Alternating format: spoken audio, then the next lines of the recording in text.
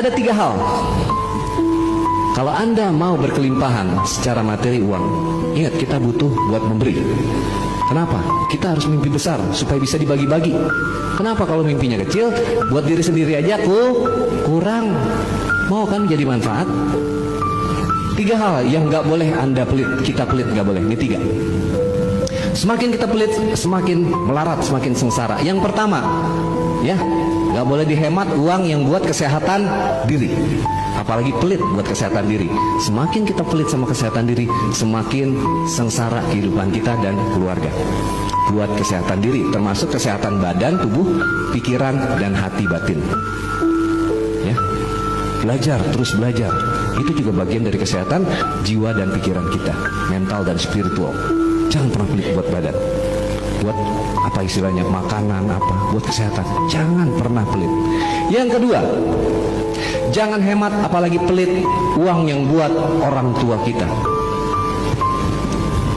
Semakin kita hitungan, semakin kita hemat. Oh, gue aja kurang nih, bagaimana gue kasih nyokap gue, bokap gue. Semakin Anda pelit, semakin Anda hemat, akan semakin susah juga rezeki yang masuk. Ada berapa? Ada. Angkat tangan yang masih punya ibu di sini. Di pemirsa di rumah. Makmurkan ibumu. Ya, pemirsa juga makmurkan ibumu. Kalau ada seseorang yang nasibnya masih ngeblangsak, masih susah, masih ruwet, ya, nasib itu dari ibu, nasab dari ayah. Berarti kalau nasibnya masih ruwet, masih sungsang-sumbel, masih melarat, ada masalah dengan ibunya. Karena garis nasib dari ibu, nasab dari ayah. Maka perbaiki hubunganmu dengan ibu. Makmurkan ibu. Mumpung ibu masih ada. Saya udah gak punya ibu. Satu-satunya yang saya miliki waktu beberapa bulan lalu adalah ibu mertua. Tapi beliau juga sudah berpulang. Mumpung masih ada, makmurkan. Gak usah nunggu besok. Jangan kasih Al-Fatihah kalau buat orang yang masih hidup. Al-Fatihah. Kasih hadiah. Kalau orang udah meninggal, baru kasih Fatihah. Tapi yang masih hidup mah kasih hadiah. Ya, jangan pernah pelit buat ibu. Dan yang ketiga, jangan kamu hemat apalagi pelit yang buat belajar, upgrade diri kita. Bagi punya anak, yang Anda punya anak, sekolahkan, ya. Jangan hitung-hitung biaya.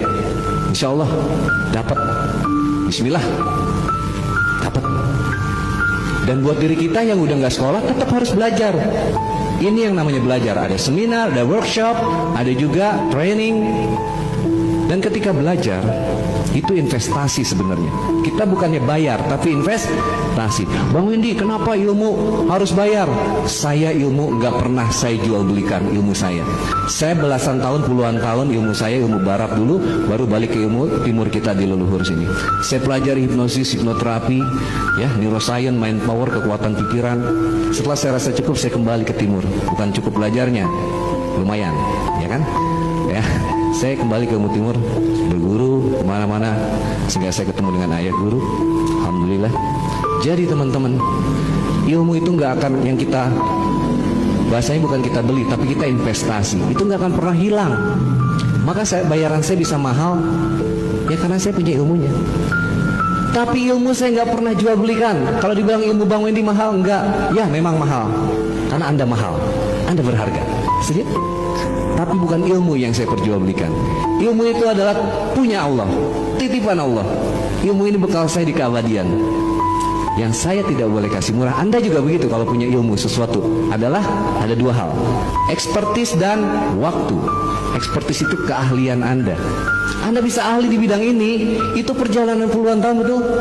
Dan itu nggak boleh dikasih gratis sama orang. Murah aja jangan. Dan waktu yang diberikan, Anda punya ekspertis, kasih ilmu ke orang, waktu itu nggak pernah bisa di rewind. Artinya ketika Anda harus bersama orang yang dicintai, tapi Anda meruangkan waktu buat orang-orang itu harus dihargai dan itu mahal. Setuju? Jadi kalau Anda tak lihat ke saya, kenapa Bang Wendy selalu ada biayanya? Bukan buat saya, itu buat Anda menghargai dirimu sendiri. Kalau Anda mintanya gratisan terus, maka Anda juga akan dihargai murah kehidupannya. Dan ada hukum pertukaran energi. Sejak zaman Rasulullah pun kita diajarkan. Ketika ada di majelis seperti ini, pernah lihat ada keropak-keropak amal itu? Infak. Nah, itu untuk pertukaran energi kita. Jadi jangan pelit sama diri. Ya, mau berkelimpahan, lakukan itu. Insya Allah itu akan membuka jalur-jalur kekayaanmu.